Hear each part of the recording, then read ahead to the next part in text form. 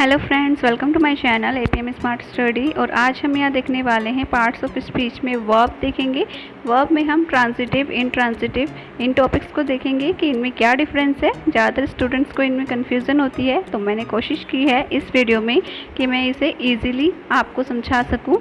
Okay और अगर आपने पार्ट्स ऑफ स्पीच के नाउन, प्रोनाउन एंड एडजेक्टिव्स ये वाले टॉपिक नहीं देखे हैं तो उनका लिंक मैंने डिस्क्रिप्शन बॉक्स में दिया है, आप वहाँ से इन वीडियोस को देख सकते हो।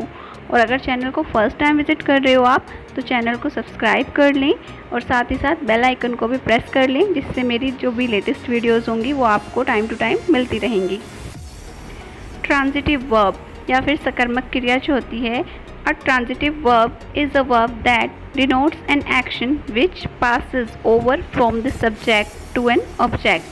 ट्रांजिटिव वर्ब जो होती है उसमें क्या होता है कि जो भी एक्शन हो रहा है, जो भी काम हो रहा है, वो सब्जेक्ट से ऑब्जेक्ट की तरफ पास हो रहा है। मतलब उसका सब्जेक्ट का असर ऑब्जेक्ट पे पड़ता है, वो जो भी काम कर रहा होता है। इसे थोड़ा इजीली समझाने के लिए मैंने कुछ एग्जाम्पल के तौर पे लिया है। जैसे देखिए, सब्जेक्ट होता है, वर्ब होता है, ऑब्जेक्ट होता है। ओके तो यहाँ पर देखिए सेंटेंस में अगर सब्जेक्ट कुछ काम कर रहा है तो उसका असर क्या, सब्जेक्ट ने जो भी काम किया होगा उसका असर पड़ता है ऑब्जेक्ट पर। ओके जैसे सब्जेक्ट के काम करने का प्रभाव किस पर, ऑब्जेक्ट पर पड़ेगा।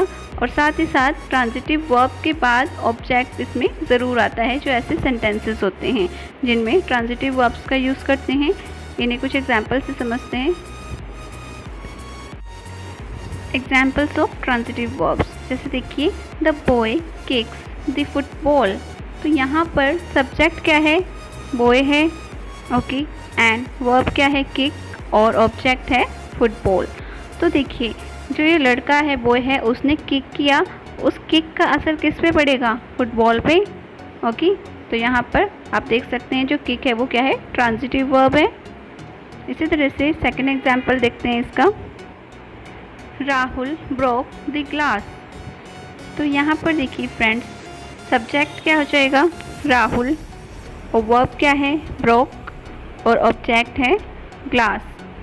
तो अगर देखिए जो राहुल है उसने जो भी काम किया, यानी ब्रोक किया वर्ब उसने, और उसका असर किस पर पड़ा, ग्लास पर पड़ेगा ही, टूट गया ग्लास।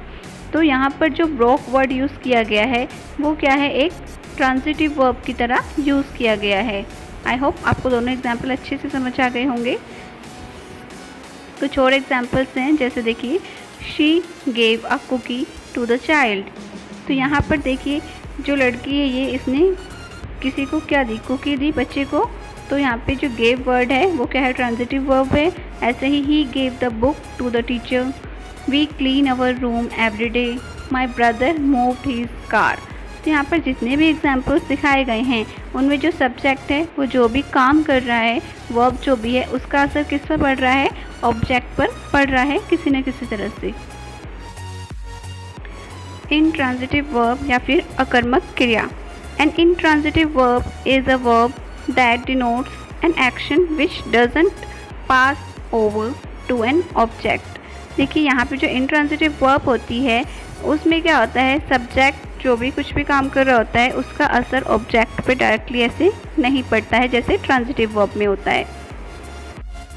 इससे रिलेटेड एग्जांपल्स देखते हैं, जैसे देखिए, the boy laughed loudly, he ran a long distance, the show started at 6 o'clock, the sun shines brightly, birds fly in the air. ठीक है, अगर हम इन सेंटेंसेस को देखते हैं ध्यान से तो हमें पता चलता है कि यहाँ पर सब्जेक्ट है, वर्ब है, और ऑब्जेक्ट भी हैं। ठीक है, किसी किसी में ऑब्जेक्ट है, किसी किसी में नहीं है। बट देखिए यहाँ पे जो सब्जेक्ट और वर्ब और ऑब्जेक्ट तीनों के बीच में जो ऐसा रिलेशन होना चाहिए कि सब्जेक्ट जो काम कर रहा है उसका असर वर्ब पे पड़ता है ना। तो यहाँ पर देखिए किसी भी सेंटेंस में ऐसा नहीं है, सब्जेक्ट जो भी कर रहा है उसका असर, जो इफेक्ट है, प्रभाव, वो किसी भी ऑब्जेक्ट पर नहीं दिख रहा है। ओके जैसे फर्स्ट ही देख लीजिए, द बॉय लाफ लाउडली, लड़का ज़ोर से हंसा। ठीक है, लड़का है सब्जेक्ट और वो हंसा, ये काम हो गया, वर्ब हो गया। बट यहाँ पर उसके हंसने का किसी भी चीज़ पर कोई भी प्रभाव नहीं पड़ा।